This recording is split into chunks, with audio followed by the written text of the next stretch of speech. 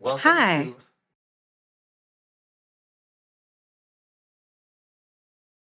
Well, I've actually had a few of those, but the first thing that came to my mind was an experience that I had when my then partner of many years told me that he needed to move to Las Vegas and he needed me to go with him. I explained that I didn't like Las Vegas. I don't gamble and I don't smoke and I don't play golf, and I really didn't want to go. But after much pleading with me, I decided I would go ahead and do that for him. Again, putting myself on a back burner, thinking that he should have more power than I do. And I just kind of went along. Little did I know that an opportunity would come my way, which opened my eyes to my own power. And I created a life for myself there by saying yes and then figuring it out later. The exact opportunity that happened was we purchased an apartment. I redid the apartment. It was brand new, but I added all my touches and I have a very specific look. But I've never worked for anybody else doing that sort of thing. It was always for my own homes or for members of the family's homes. No training, no schooling, no diploma, no nothing, except an eye and a belief in myself. The lady who sold us the apartment said if I had a sample apartment that looked like this, I could sell this place out at a time when they had 200 empty condominiums on the strip in Las Vegas. And I said, "Oh, thank you very much. What a compliment." She said, "No, I don't mean this to just be a compliment. I want to take pictures if you'll allow. I'll take them to MGM Grand, who is a big name in Las Vegas. And if they like it, they'll hire you to do an apartment and see how it goes." Long story short, they did. I said yes. They said, "Okay, do a storyboard for us." I didn't even know what a storyboard was. So I made some phone calls and talked to some people, found someone who could show me how to do a storyboard. Did the storyboard, presented it, and 2 years later, we had sold the place out. And I was a well-known home designer. I was written up in the Wall Street Journal. I was featured in Las Vegas Magazine. And why? Because I believed in myself. And I knew it was time for me to come out of the shadows and be all that I could be. And in that instant, that opportunity was offered to me.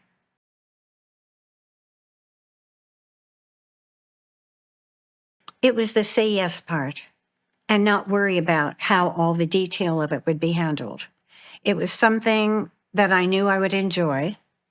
I didn't exactly know how to do it, professionally speaking, but I knew I would figure it out as it went.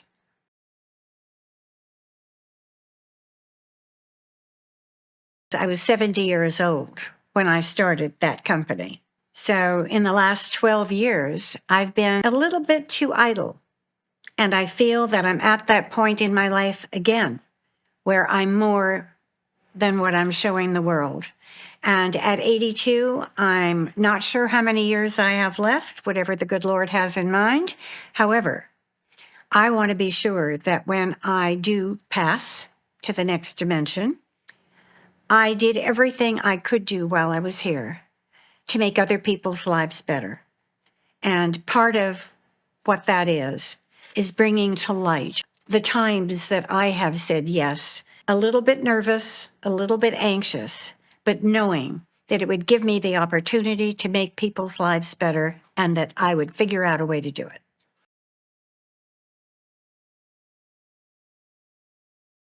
What I would tell them is, I'm 82. There's nothing magical about me. I'm 82 and I'm in good health, thank the Lord, but it's never too late, never too late. And what you bring to the equation is your life experience, the good, the bad, and the ugly. And we take those lessons and we turn them into something positive. I believe I'm sitting here today, recreating myself again.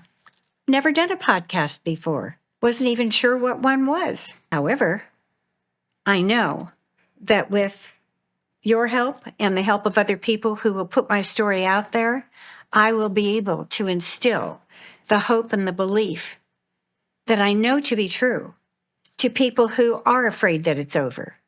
I still believe that my last chapter is going to be my best for me and my best for what I bring to the world.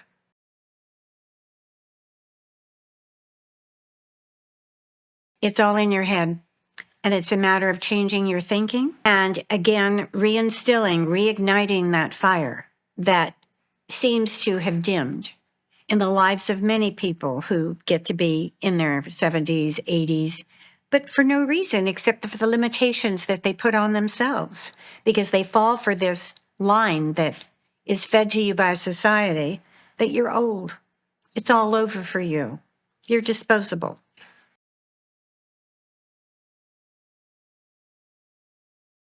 Absolutely. Because I can't say that I can see as well as I used to. There are some physical things that maybe are a little more difficult for me now than they used to be. So I just find different ways of doing it. And so can you. So can anybody who's listening to us today. And I really, really want to be that guide who helps them to see it again, because it's there. Don't fall for all of this negativity that's around you.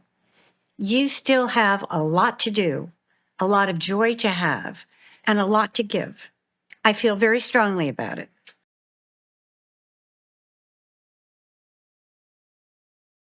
Absolutely. I really believe that the mind and the body are very, very closely connected. And when you are busy and active, I know that you have sparks of that feeling you used to get. Let's turn that into a fire instead of a spark. Give it enough energy and make it happen. And you be that wonderful person who everybody finds value in spending time with. Just because you are living life, not just sitting on the sofa waiting to die.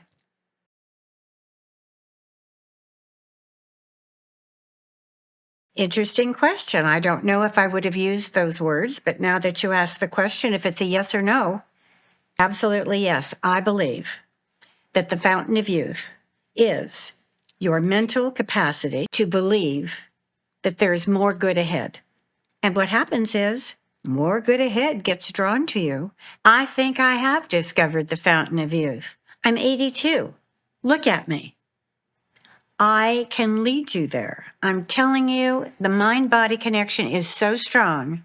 I figured it out, that by changing your thought process, which is my field of expertise, will bring you back to the youthful state, or certainly closer to it than anything else. Not exercise, not diet.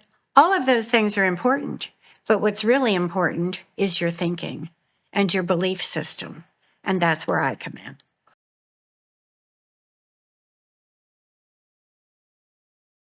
I believe that people, when they get to a certain age, and it's different for everybody, really look at their past as the years that were their glory years, the ones where they were happy, where they were joyful, where they could make a contribution, and that their future is just a matter of going downhill, being isolated, and being useless. That's stinking thinking.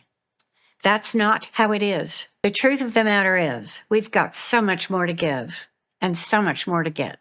And the only thing that prevents that from happening is you.